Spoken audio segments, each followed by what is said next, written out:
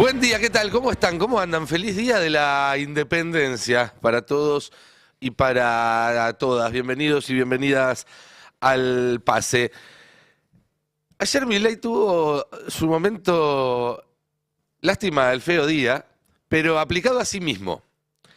Porque, bueno, tenía previsto viajar por la noche a Tucumán a hacer el acto que habitualmente todos los presidentes hacen el 9 de julio en Tucumán. Es cierto que él le agregó esta particularidad de hacerlo a medianoche, vaya a saber uno por qué, pero, pero es una cita obligada para los presidentes argentinos, como solía hacerlo también ir el Día de la Bandera a Rosario y otras costumbres que el presidente está perdiendo.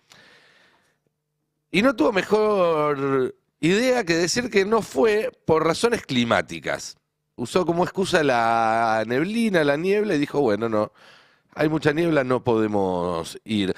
El comunicado oficial, vamos a repasarlo, que ayer por la tarde informaba o confirmaba algo que en los círculos políticos, de prensa y demás, se sabía ya desde hace algunas horas antes, que es que Milei había decidido no viajar y no con el pronóstico meteorológico en la mano. Pero eso es lo que dice el comunicado. La Casa Militar y la Fuerza Aérea Argentina refieren a una situación climática que impide realizar los vuelos pertinentes a San Miguel de Tucumán en esta fecha. Lo curioso es que no son los vuelos oficiales los únicos que van de Buenos Aires a Tucumán todos los días. Todavía la motosierra no evita que exista conexión aérea entre Buenos Aires y Tucumán. Y los vuelos que salían ayer de Aeroparque para ir a Tucumán, por la tarde, por la noche, salieron todos con normalidad y llegaron todos con normalidad. El clima en Tucumán fue bueno todo el tiempo y la visibilidad en Aeroparque, que había evitado o postergado algunos vuelos por la mañana, por la tarde también era buena. Ahí vemos Cristian Buteler que tuitea 18:55, el vuelo AR 1484 con destino a Tucumán sale sin problemas.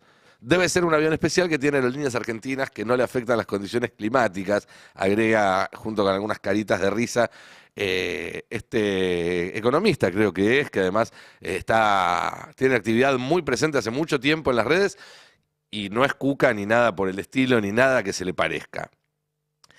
Y ustedes dirán, bueno, Aerolíneas Argentinas, una empresa que más allá de todas las campañas de prestigio, funciona bien. ¿Qué pasa con otras empresas? Bueno, Flybondi, probablemente una de las aerolíneas del mundo con mayores tasas de cancelación y demoras, según las estadísticas que llevan a cabo los organismos que regulan la actividad aerocomercial. Flybondi volaba ayer a la noche de Buenos Aires a Tucumán y el vuelo salió en horario, llegó en horario y no hubo ningún problema. Entonces, si el clima fue solo una excusa, si el clima no era el motivo, ¿por qué no fue Milei a Tucumán? Y la respuesta es que si iba Milei a Tucumán, se iba a quedar más solo que Cobos el día de la lealtad. Porque de los pocos gobernadores que habían garantizado su asistencia, empezó a recibir mensajes del gobierno durante la tarde que estaban reconsiderándolo y que no pensaban viajar. Fue el caso de Sáenz de Salta, que le había prometido en la cara a Karina que iba a viajar y después le dijo, no, miren, al final se me complica. Fue el caso de Pasalacqua de Misiones, uno de los pocos que había confirmado públicamente que iba a asistir y le avisó al gobierno, che, miren, vamos a ser muy pocos, no me conviene ir y quedar pegado de esa forma. Y la foto iba a contrastar muy fuerte con lo que pasó el año pasado, que para el 9 de julio Milei pudo juntar 20 gobernadores. Ahí no sé si recuerdan las imágenes, un poco particulares, los hizo esperar en la vereda con frío, los llevó a Macri, hasta Macri, se tomó un vuelo, estaba creo que en Estados Unidos o en Europa y voló especialmente para estar acá. Y si se hubiera repetido la ceremonia esta vez, Milei hubiera estado solo. A lo sumo con Jaldo, que por ser el gobernador local no hubiera podido evitar la foto. Jaldo, dicho sea de paso, que anoche estaba a las recontraputeadas con Milei. Un aliado importante para el gobierno en su primer año y que quedó bastante enojado con lo de ayer. Jalil, otro de los que iba a ir y se terminó bajando. Ya dijimos que Pasalacqua se bajó, que Sáenz se bajó, Frigerio también avisó que se bajaba. Y ayer por la tarde, en un rato le voy a preguntar a Johnny Aguirre si tiene más datos de esto, seguramente que sí, pero ayer por la tarde en la Casa Rosada lo que circulaba eran sospechas por parte del equipo de Carina Milei y Lule Menem de que Santiago Caputo era el que estaba animando a los gobernadores a que se bajaran del acto, porque unos días antes le habían informado, y lo contó acá Jonathan Aguirre, que él estaba corrido de la mesa de discusiones políticas, de toma de decisiones de candidaturas y demás. Yo pregunté por esta versión, que ya dice mucho, sea o no cierta, que existan esas suspicacias, esas sospechas, y a mí los gobernadores lo que me dijeron, un par con los que hablé, es que no fueron porque no tienen ningún motivo para ir, y no porque los haya llamado nadie de la Casa Rosada para bajarlos, aunque las versiones no son contradictorias, pueden haber sucedido las dos cosas. Y no encuentran motivos para ir porque el gobierno no les ha cumplido nada de lo que les ha prometido en el último año. Ustedes recuerden que para el 9 de julio del año pasado, Milei no solo los hizo ir ahí de noche, medianoche, la ceremonia, la mar en coche, los hizo firmar el Pacto de Mayo, sino que antes, unos días antes, los había hecho aprobar en el Senado la ley de bases. Porque sin ley de bases aprobada no había Pacto de Mayo. Ese era el mensaje que bajaba el gobierno, el apriete que le bajaba el gobierno a los gobernadores.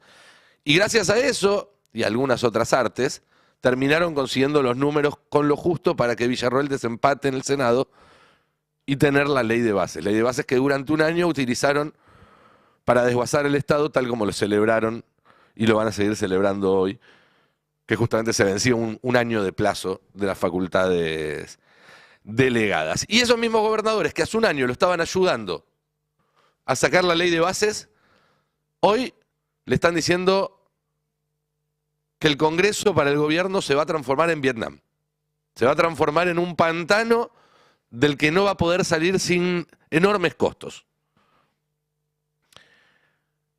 Hasta ayer por la tarde, de hecho, el gobierno seguía tratando de impedir que sesionara el Congreso esta semana, porque es la única táctica que tiene, embarrar, posponer, suspender, porque ya sabe que en cuanto empiecen a contarse los votos en las comisiones y en el recinto, va a sufrir una serie de derrotas muy fuertes. Decíamos, ayer por la tarde, Victoria Villarroel, que parecía dispuesta a romper una lanza por el gobierno una vez más, a pesar de los problemas internos que tienen, y tratar de evitar que el jueves se sesione, se reunió con los senadores y terminaron confirmando que va a haber una sesión.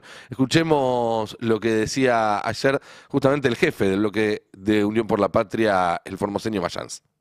Hoy en la tarde, a las 5 de la tarde, tenemos labor parlamentaria. Sí. Tenemos previsto 6 temas en tratamiento. Sí. Hemos emitido despacho por 3 temas, que son el tema previsional, el tema de la moratoria y el tema la emergencia por discapacidad. Esos 3 temas tienen despacho. Sí. Lo que ayer sacó el secretario parlamentario es nulo, de nulidad absoluta. No tiene potestad para opinar sobre el tema de los senadores. Eso tiene que estar sometido directamente al cuerpo. Nosotros tenemos la sesión ordinaria votada en la sesión preparatoria por unanimidad del cuerpo. O sea, los miércoles y jueves a las 14 horas está convocado el Parlamento para funcionar en forma ordinaria. Eso no puede impedir nadie, porque es un poder público, es un poder del Estado. Cualquier obstrucción a eso es un delito.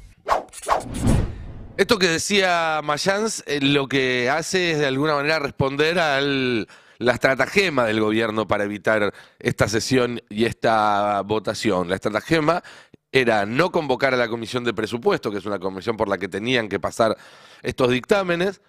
Atauche era el senador que estaba a cargo de esa comisión. ¿Qué hicieron los senadores? Dijeron, bueno, si tenemos números, si tenemos quórum, nos convocamos igual, aunque el presidente de la comisión no la convoque. Juntaron los números, consiguieron los dictámenes y el gobierno está queriendo desconocer esos dictámenes por decir que no había un pedido de comisión. Lo cierto es que el jueves va a haber una sesión y ahí en el recinto mismo habrá una discusión, en todo caso reglamentaria, pero están los números para que la oposición pueda avanzar. ¿Avanzar en qué? Bueno, 3 proyectos sobre jubilados. Uno tiene que ver con que recuperen lo que perdieron en el empalme de enero del 2024. El segundo tiene que ver con actualizar el bono, que está congelado desde ese momento. Y el tercero tiene que ver con volver a abrir la moratoria. Además, la emergencia en discapacidad. Todos estos proyectos ya tienen media sanción de diputados. Si el Senado lo aprueba, se convierte en ley y el presidente Milei va a estar obligado a vetarlos, vetos que hoy en día no puede sostener. Pero además, al contar con el número para hacerlo, el peronismo va a querer incluir, una vez que se esté sesionando, más temas. Por ejemplo, rechazar el veto del presidente de la emergencia en Bahía Blanca, es decir, insistir con 2/3 para darle vuelta el veto al presidente que vetó el auxilio a Bahía Blanca por la emergencia después de las inundaciones. Y además, los 2 proyectos que firmaron todos los gobernadores y que implican sacarle recursos que le corresponden a las provincias, pero que el gobierno venía utilizando de manera discrecional para dárselos a quienes corresponde. Mientras tanto, en la otra Cámara, en diputados, ayer se consiguieron 2 dictámenes de otras 2 leyes muy sensibles para el gobierno. Una, financiamiento universitario. La otra, emergencia pediátrica, es decir, el funcionamiento del Garrahan, entre otras cuestiones. Y de nuevo, la semana que viene, cuando sesionen los diputados, el gobierno no va a poder hacer nada para evitar que sean aprobadas. Y cuando lo vete, probablemente no tenga el número para sostener ese veto. Y más allá de que en el gobierno están pensando en estrategias de judicializar y demás, lo cierto es que en el momento más inoportuno, cuando se entra en la recta final, antes de las elecciones más importantes del año, que son la de la provincia de Buenos Aires en septiembre y la nacional en octubre, Milei va a quedar prácticamente sin herramientas para evitar una serie de derrotas políticas de alto voltaje en el Congreso. Por eso redobla su ataque y por eso es que van a tratar de desacreditar al Congreso todo lo posible. Pero el problema de Milei es que también le están dando la espalda los grandes grupos financieros, que son probablemente los más beneficiados por este gobierno. Hoy, sin ir más lejos, en nuestro Día de la Independencia, se va a ejecutar el pago de 4.000 millones de dólares en intereses. Y es muy gráfico, porque es literalmente la principal prioridad de este gobierno, pagar esos intereses. Para eso recortan las jubilaciones, para eso recortan el Garrahan, para eso recortan la ciencia, para eso recortan el presupuesto de vialidad, para eso le planchan el sueldo a los docentes, a los policías, al personal de salud y a todo el resto de los servidores públicos, para juntar los pesos que le permitan comprar los dólares, que le permitan pagar la deuda. Cualquier otra explicación es una excusa. La realidad es esa, nos sacan a todos los argentinos para darle a los grandes fondos de inversión. Pero incluso estos grandes fondos de inversión, que se están llevando en un par de días el equivalente al 80% del presupuesto de salud de un año, 4.000 millones de dólares, advierten que esto va a terminar mal. Y entonces el dólar sube todos los días y cada día resulta más claro que no les va a alcanzar para sostener el valor ficticio que tiene ahora. Y bien, en ese intento de ganar tiempo, sigue tirando más y más dólares y más dólares y más dólares. Porque te dicen, gastó tanta plata en mantener el dólar bajo o en bajar el dólar. Y la verdad es que no, porque todo el mundo sabe que el dólar en unos días o en unas semanas o a más tardar después de las elecciones va a llegar a 1.300 y probablemente más allá todavía. Lo que quieren es ganar tiempo y en eso están gastando también una millonada de plata. Veamos, por ejemplo, este tuit de Rodrigo Quiroga, científico, que cuenta que el presupuesto anual para proyectos científicos fue de 70 millones de dólares en el 23, el último año de gobierno del Frente de Todos, que en el 25 de esos 70 se recortaron 68 millones porque no hay plata. Pero ayer en 24 horas el gobierno gastó 500 millones en bajar el dólar unos pesos. Es decir, en ganar probablemente 24 horas, porque hoy o mañana o la semana que viene el dólar va a estar a ese precio, se están gastando en un día 7 veces el presupuesto en la ciencia. Y a pesar de todo esto, la inflación de junio va a dar más alta que la de mayo. En Cava subió de 1,6 a 2,1, una suba muy importante. Y sabemos que en los bolsillos ese número en realidad es más fuerte. Las consultoras creen que julio va a dar más alto que junio y ya estamos entrando de nuevo en la recta final antes de las elecciones. El dato de julio es el último que se va a conocer antes de que se vaya a votar en provincia de Buenos Aires. Y el dato de agosto, el último que se va a conocer antes de las nacionales. Si se le descontrola ahora la inflación, no tiene tiempo para corregir el gobierno ya. Un gobierno que se está entonces quedando sin aliados y sin dólares. ¿Y entonces qué va a pasar? Bueno, se va a profundizar el ajuste y se va a profundizar la violencia. El ajuste, porque si el dólar sube, entonces la única columna que le queda, el único ancla que le queda, en todo caso, a Milei para que no se vaya eso a precios es que la gente no pueda comprar. La única apuesta de Milei, si el dólar se le va, es que los comercios no puedan seguir esa suba con los precios porque la gente ya no está comprando estos precios. La caída permanente del consumo masivo es un pilar de la estrategia del gobierno, no un efecto colateral. Y bueno, y violencia porque, como dijo el propio presidente hace unos meses, la gente antes de morirse de hambre algo va a hacer. Y el gobierno a la gente que algo hace, la persigue, la reprime, la mete en cana, la denuncia.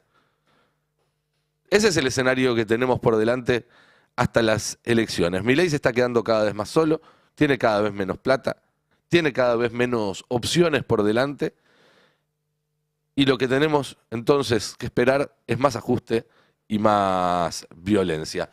Alfredo Zayat, Sí, señor, buen ¿qué día, está ¿cómo anda? pasando